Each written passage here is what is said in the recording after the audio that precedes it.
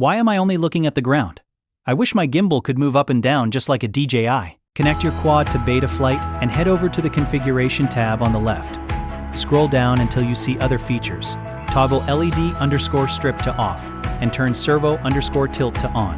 Once you do that, click save and reboot. If servo_tilt option wasn't there, it means your flight controller's current firmware didn't include servo support when it was compiled. Head over to the firmware flasher tab.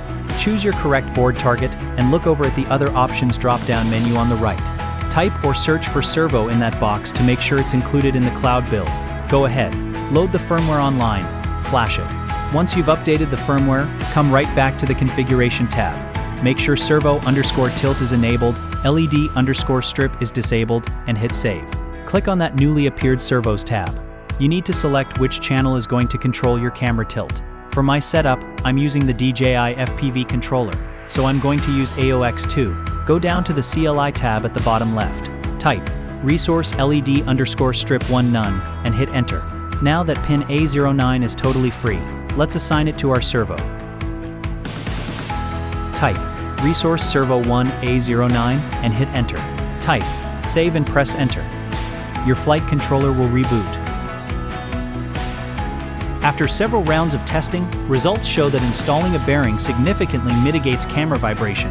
Additionally, adjusting the camera position upward allows for a lower tilt angle.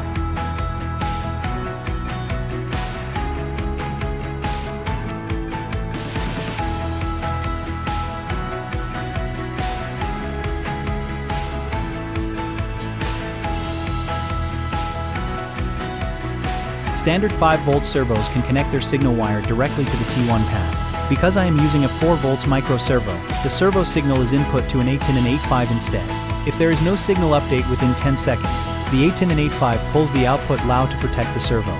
Additionally, a diode is used to step down the 5 volts voltage to 4.3 volts.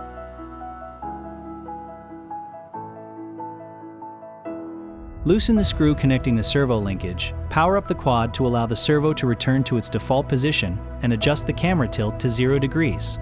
Mount the push rod and lock the screw back down. Finally, test the upper and lower travel limits of the camera angle.